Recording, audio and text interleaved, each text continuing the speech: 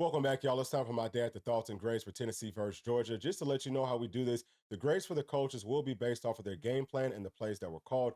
The grades for the players is going to be based off of their execution of the game plan and the plays that were called. Please make sure to like and subscribe to the channel. So we're going to be starting off with the offensive staff. And the game plan here was to stick to the run, which Tennessee did a really good job of. We ran 11 personnel mostly, especially to start the game off, and we ran a lot of tempo.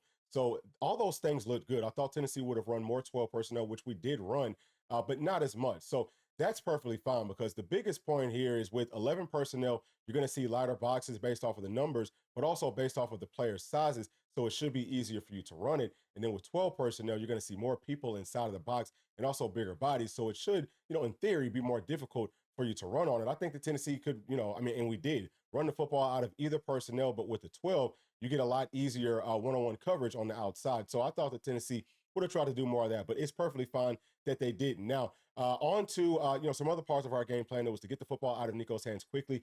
We worked the middle of the field, with our tight ends, with our wide receivers, slants, hitches, things like that, which is great. We also had some really nice wrinkles off of the plays that Tennessee's really good at or that Tennessee runs the most to get people open. So things were great, I think, again, just to start it off. But the play calling is where things started to get a little bit spotty, especially in the second half. Obviously, we scored 17 in the first and 0 in the second. We got away from all that quick game stuff, from all the slants and stuff that Georgia hasn't done a good job of stopping over the course of this season. So I don't know why we stopped trying to, do those types of things, but we did. And it ended up coming back to hurt us. But I also like the way that Tennessee ran the football. We ran to the inside and to the outside, zone schemes, gap schemes. I think that we probably could have ran to the outside just a little bit more because Georgia does struggle to stop those plays. But either way, man, things just are what they are. We did not come up with enough big plays. That's another part of it too. Anytime that a team wants to establish that running game, they definitely want to be able to hit those deep passes down the field.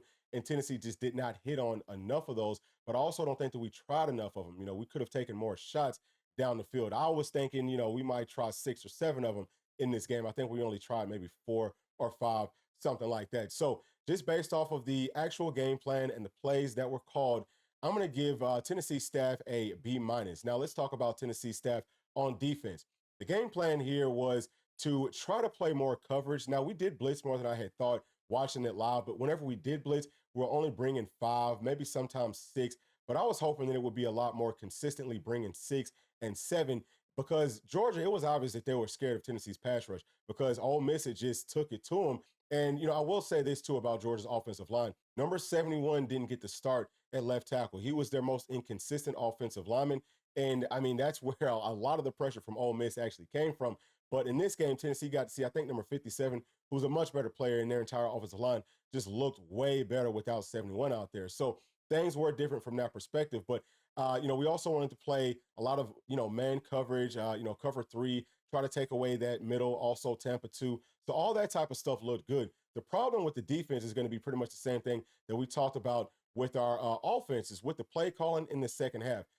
Georgia comes out in 12 personnel. Tennessee tries to match that personnel with 3 linebackers. But understanding that Georgia is not a good running football team, either way, man, that 12 personnel, or I'm sorry, that 4-3 versus the 12 personnel, that wasn't working. So I will give Coach Banks some credit for getting out of that and going back to the nickel because Georgia passed the football all over us inside of that 4-3 because our linebackers aren't used to playing in coverage. They're just not used to the different route combinations and things like that. Like you want to have more secondary players out there. So saying all that just to say, that was definitely a negative point. But also, if you look at the lack of pressure that Tennessee got in the first half, we definitely should have been dialing up a lot more blitzes, on 3rd and longs and things like that, which Tennessee rarely ever did. So I'm going to give the entire staff on defense a solid C. I think that there's a lot that we could have done better in that game from a, play calling and scheme perspective. Now let's talk about Coach Heupel. So Coach Hype, man, he's got to start challenging stuff. That's the first thing that I'm going to say. Because there was 2 or 3 times that Tennessee got fumbles that was overturned because the ref said that was incomplete passes. Obviously, anytime that you can turn the football over, that's huge in a game like this. But we're talking about, I think on all of those drives, actually, Georgia scored. So we could have taken away some of their scores, and we also could have given our offense more opportunities to score, but he doesn't challenge it. Also, there was a pass that was caught by Squirrel for a first down. That was a really big play. That was a great catch. And, it was ruled incomplete. It was very obvious that was a catch. for some odd reason, I kind of just feel like maybe Coach Heupel doesn't have somebody inside of the box that calls down and says, "Hey, look, we got to challenge this play." You know what I mean? Somebody's got to help him out with that. But ultimately, he's the head coach, so it does fall on him. Those plays could have turned this game around in Tennessee's favor in such a major way. And I'll say, like, outside of those few calls, the referees actually did a pretty solid job for both teams just in calling this game. It was equally good and bad for both teams.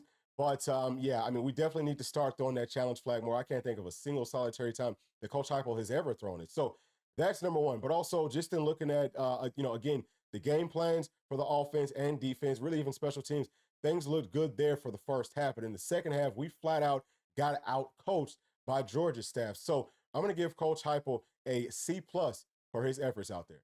All right, y'all. Now let's get into our players' grades, and we're going to be starting off with the offensive line.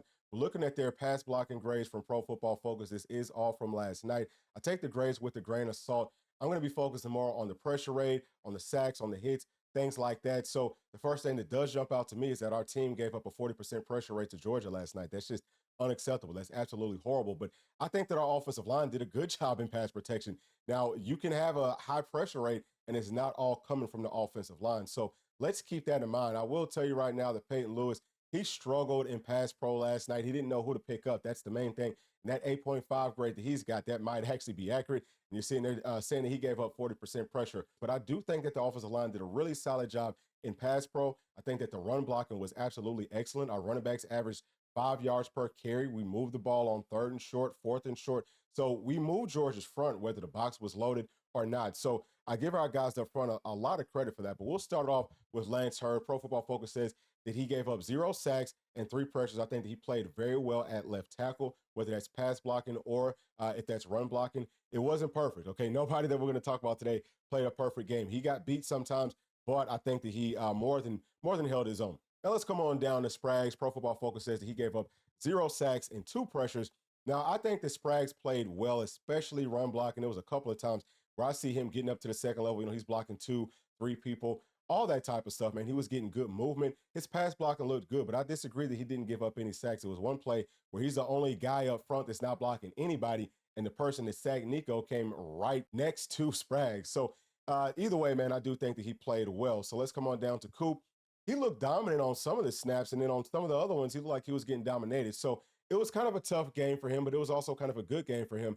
And Pro Football Focus says that he gave up 0 sacks and 3 pressures. I think that he played solid, but it probably was his most inconsistent game of the entire season. Let's come on down to Andre Carrick. Now, they're saying he gave up 1 sack and 2 pressures. It's pretty obvious to me that Andre Carrick is banged up. He's dealing with some stuff. He didn't look like his normal self last night, but he did play solid. He was getting a push, not as much as he normally does. His pass blocking, it was pretty good. I would say it was solid. He might have been maybe the least consistent player in pass protection, maybe outside of John Campbell. John Campbell didn't look very good. He's another one that I think is banged up. This is a really big week coming up for both of these guys versus UTEP. I think that they could just take the daggone week off. You know what I'm saying? Like, make sure that they stay in shape, but they don't need to do anything physically. I think that they just need to kind of heal up and get themselves back up to par. But anyway, John Campbell, man, gave up 1 sack and he gave up 3 pressures. So he did struggle a little bit in that game last night. Dane Davis, coming in, I think that he played well at right tackle. They're saying he gave up 0 sacks and only 2 pressures. So those numbers don't look as bad. They're saying that we only gave up 3 sacks in this game. Those numbers don't look as bad as what ESPN says because they're saying that we gave up 5 sacks, but we know that Pro Football Focus can be wrong on some of this stuff, and that's perfectly fine. This is just more of a gauge, like we want things to be more consistent, and I want everyone to just kind of, see how things look. But the offensive line, to me, I think that they played well. Did they play absolutely, spectacular? No, but I think that they played well enough for us to win this game. So I'm going to give them a very solid B. Now let's flip it over and talk about Tennessee's defensive line. What you're looking at are their pass rush grades from Pro Football Focus. I'm focusing more on the win percentage, on the sacks, which Tennessee has 0, hits, hurries, and things like that. I will tell you, man, our entire front four, they did a really nice job in run support, man. Like, they barely ever got moved. I think that they maintained their leverage and all of that type of stuff very, very well. So let's talk about Joshua Joseph's up at the top, 16% wins for him, which is good. We're seeing that he got, how many pressures did he get or hurries? They're saying that he got 1 hurry. Okay, James Pierce winning at 20.8%. He got 4 hurries. Don Bailey, 0% right there for him, which is, or I'm sorry, 4% right there for him. So he played pretty good. I think really all of our guys playing it in, they did a pretty solid job. But obviously, man, like the pass rush, it's got to be better. We got to find ways to get home. Bryson Easton, I think he had a phenomenal game. He played absolutely outstanding. He was pushing people back all game long. It was him. It was Big O. Omar Nomalao was doing it too. So was Big E. They were all getting a lot of push on the interior of Georgia's offensive line. And they were, disengaging and making plays, especially Bryson Easton. Now, Omar Nomalai, man, his win percent was at 6.3. So that's pretty good for a guy playing up front. And let's see who else we got in here. Jason Jenkins, I think he had a pretty solid game, man, just playing at strong side in.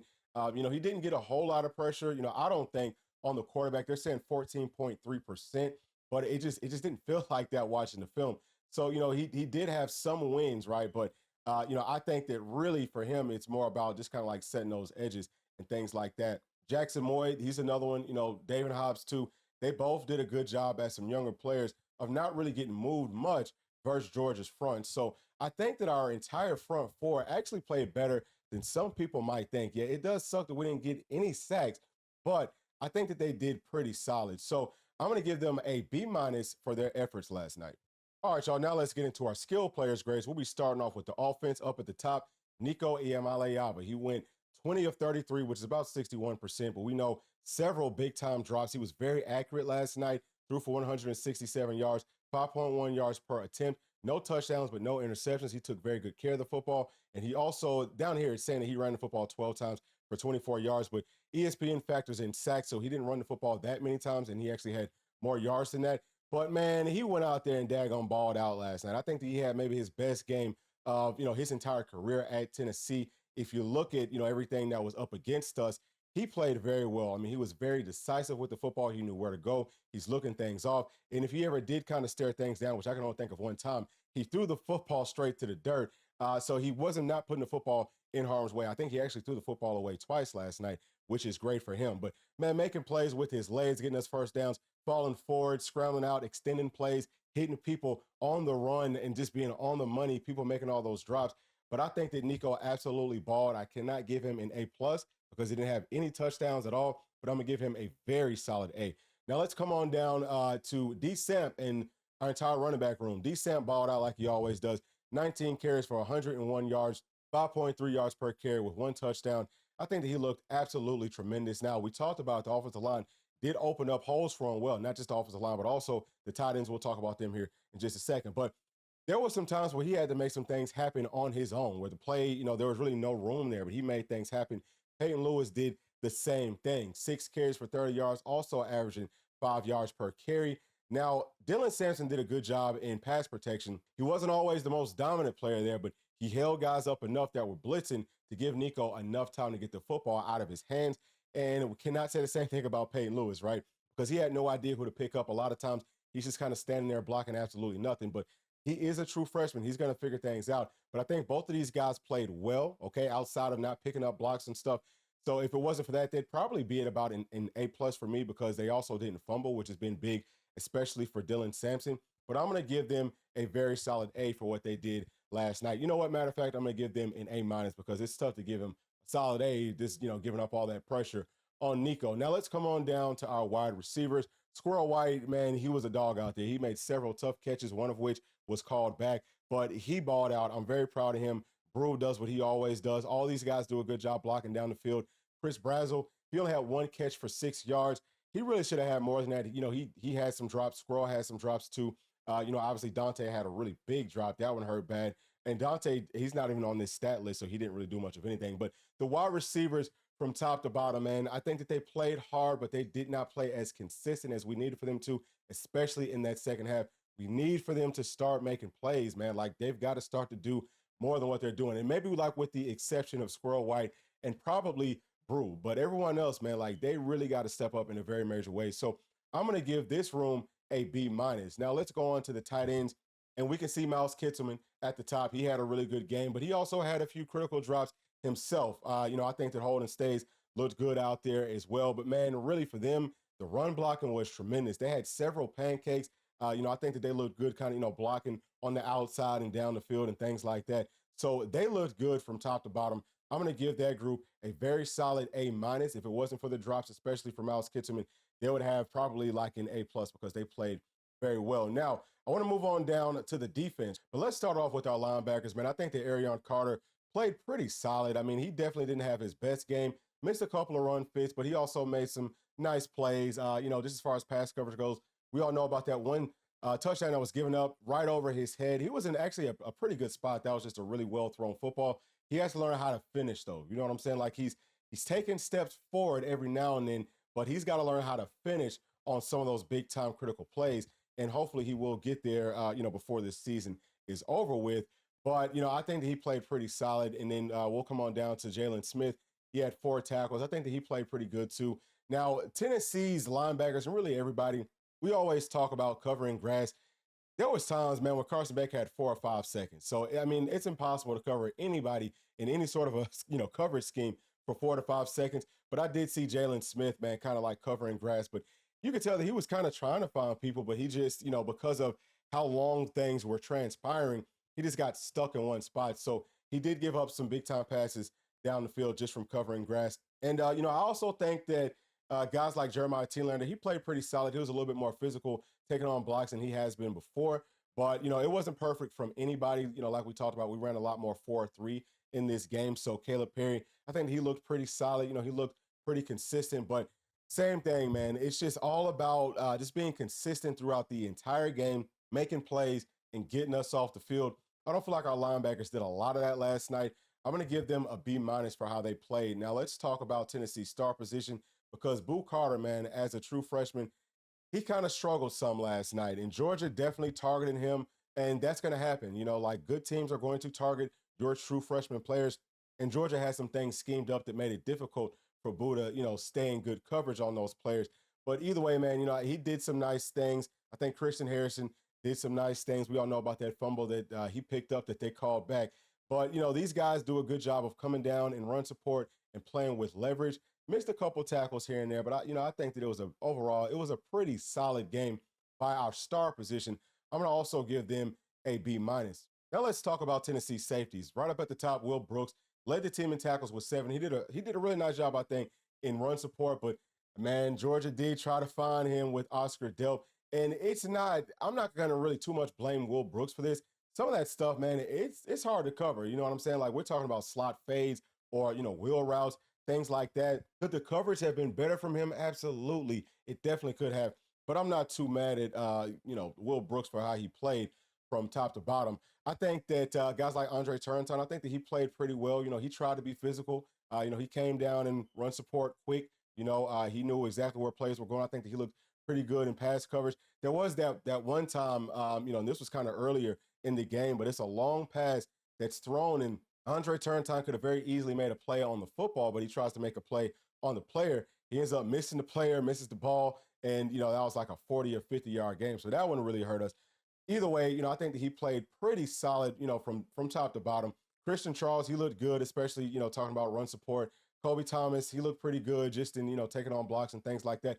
There was one play where Georgia ran this deep crosser route. I don't think that it was his guy, but the guy did cross his face. We were in, it looked like man-to-man coverage, but, he runs right past Kobe Thomas's face, and he's able to, make a catch for, 20 or 30, maybe even 40 yards. It was something like that. So that was a really big chunk play that we gave up just because our eyes weren't right. We didn't always play discipline, at safety, but I would say from top to bottom, this is another B- group for me. Last group's going to be cornerbacks. I think that our cornerbacks played well. Now, yeah, they gave up some passes and things like that, but you have to understand the scheme and the coverage and things like that Tennessee was playing, especially with some of that underneath stuff. We were playing cover 3, which is why the underneath stuff was there. But we came up quick. We made tackles. I think Ricky Gibson had his best day. He made several big-time plays, down the field and, playing with proper leverage, making tackles, all that type of stuff. So the coverage was pretty tight. We tried to minimize those windows as much as we could from Carson Beck. So he wasn't able to operate as much down the field on our cornerbacks. It was more, like going towards the middle of the field, which we all know was huge for us to stop in this game. But it's hard to stop the middle for that long if you're not getting pass rush like we talked about. Either way, y'all, I think that the cornerbacks probably played the best out of any group. on our entire defense, I'm going to give them a very solid A minus. All right, y'all. Those are my grades. Obviously, things that the coaching staff can improve on with the game plan, with the play calling. Players can always get better with the execution. And we're going to have to do that, man. We're going to have to come out over these next couple of weeks and be very dominant. Like, try to pitch shutouts, okay? Try to score 50 points every game. It's only 2 more left. We got to show and prove because the people voting on the playoffs, they have no favor with Tennessee. And we still have a lot of competition. We might need some help from some other teams losing here and there or winning here and there to make our strength of schedule look better. But really, at the end of the day, it's going to be all about what teams can produce the most money. So as Tennessee fans, something that I think that we can do is be very vocal in the fact that we should be in the playoffs on social media. All that stuff makes a difference these days. So give your all for Tennessee. Say something out there on social media. Pound that point home because it'll be interesting to see what happens coming up on Tuesday. I'm willing to bet that the people voting on this stuff or, the rankings period, I bet it'll look a little bit, more balanced and not so Big Ten favored because everyone's coming out and saying how much the Big Ten has been shown a whole lot of favoritism with these rankings. So things like that, all of it adds up. But, we don't really control our own destiny anymore. All we can do is go out and be as dominant as humanly possible moving forward. And, hey, if we do that, maybe we will get to see Georgia again and wash this bad taste out of our mouth. But that's it for me, man. Please leave your thoughts down in the comment section. And as always, please make sure to like, subscribe, hit that notification bell, share with your friends, family, and other volunteer fans. See y'all on the next one. Thanks. Peace.